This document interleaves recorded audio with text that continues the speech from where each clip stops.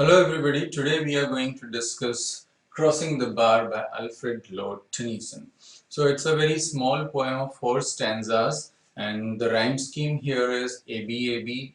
These 4 stanzas are actually 4 quatrains, and Alfred Lord Tennyson, you might have heard, was a very famous Victorian poet, and this one is a swan song by Alfred Lord Tennyson written at the age of 81 years. Swan song means the last composition of a poet. Though it was not actually the last composition, he has written many more, not many more, he has written a few more works after that, but he wished that this should be the last one in his anthologies, in the collection of his works, as he said to his son. Actually, there is a small story behind this. So, when he was crossing the Solent River with his granddaughter Helen, so in the middle of the journey, he just shouted out and said that I'm crossing the bar, I'm crossing the bar. Listening to that, and after that, he just burst out laughing. And when they reached home, he said this to his son that this should be my last poem in my collections or in my anthologies. And his wish was fulfilled. The son did what his father said. So he was that much attached to his poem, Alfred Lord Tennyson actually. And here in this poem, uh, actually he is affirming his faith in God. This poem speaks of his faith in God. It's an allegorical poem. The poet has used imagery, assonance, repetition, personification, metaphor, all that has been used.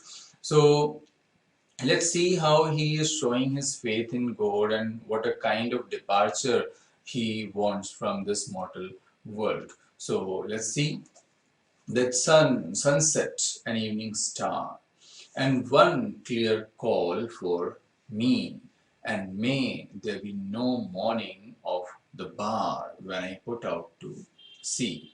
Now, what does this mean? The poet is actually trying to say that now it is the last stage of his life. He's on the last, he's on the verge of leaving this mortal world. So, sunset and evening star are actually representing the last stage of life. So these are actually symbols, these are images, we can say. Allegory, I said this is an allegorical poem. So allegorical poem actually means what? That there is something implied. There is more than what it appears on the surface. That is allegorical. It means it has a different story to tell. So through with the help of some symbols or something, we convey a different story.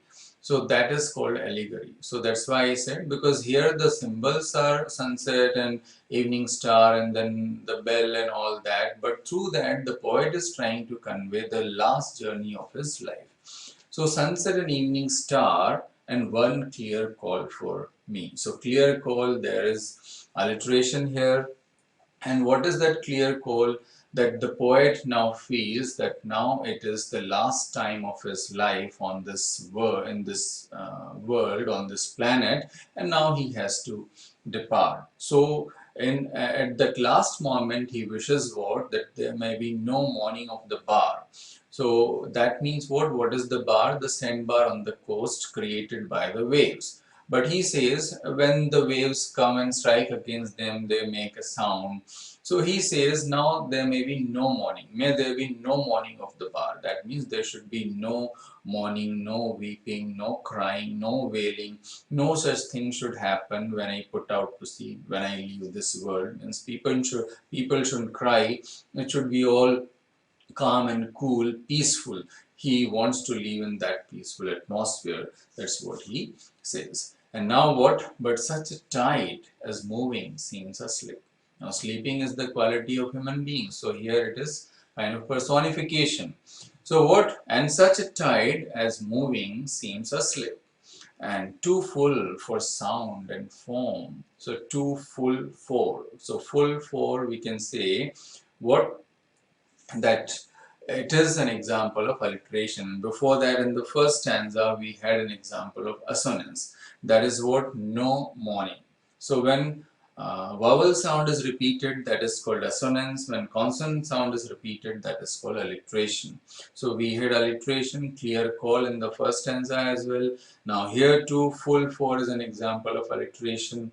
So in this way, poet has used alliteration, assonance, and some other, like I said, personification, as he's saying, a slip.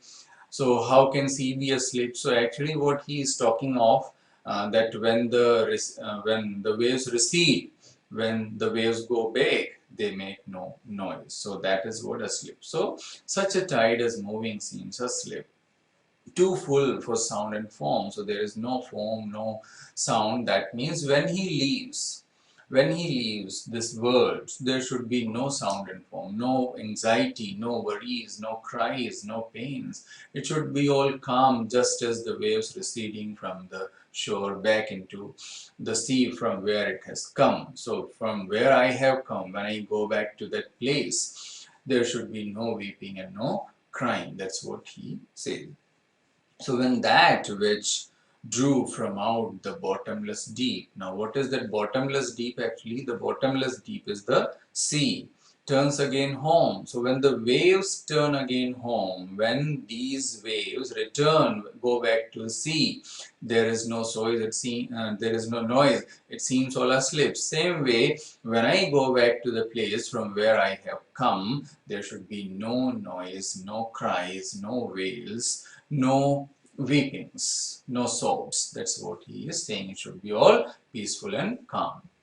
Now, to light and evening bell, and after that, the dark. So, what is this? The signal of darkness. Twilight, and after that, evening bell. That means the bell rung in church for prayers. So it's a signal. Now it's time to wind up your day's work, go back home, pray, and have your supper, have your meals, and just go to sleep, go to bed. So this is a signal. So similarly now, what the poet is trying to say, now it's a signal. What? That now I must leave for that next world. Now the life on this planet is over, life here is over. Now I have to leave for that world of God, that heavenly abode. So I have got that signal. That's what the poet is trying to say here, that may there be no sadness of farewell. And when I embark. So when I embark means when I set out, when I go ahead on the journey, there should be no sadness at all. For though from out, for though from out are born of time and place. So born of time and place, that means this planet, this earth, this world, that is actually the boundary of time and place. We are bound by time and place everywhere on this earth, on this planet. So the poet says, what? For though from out the bourne of time and place, the flood may bear me far. It means this flood, the sea waves, it may take me away from here. I'll be carried away by these waves. I'll be carried away by these, what the sea waves. So will be taken from this world. I'll leave this mortal coil, and I hope to see. So when this happens, when I'm carried away, when this happens, then what? I hope to see my pilot face to face when I have crossed the bar. So when I have crossed the bar, when I have crossed this limitation of this world, this boundary, then I hope to see my pilot, means I hope to see the God face to face. So he would like to see God there. He would like to see his guide there. He would like to see the usher, the pioneer, his beacon light there. So he is actually comparing God with Pilate. So this is a metaphorical example. Face to face is repetition, and then we have what? Metaphorical expression as well. Pilate is metaphor for God, and then we have enjambment as well. Enjambment means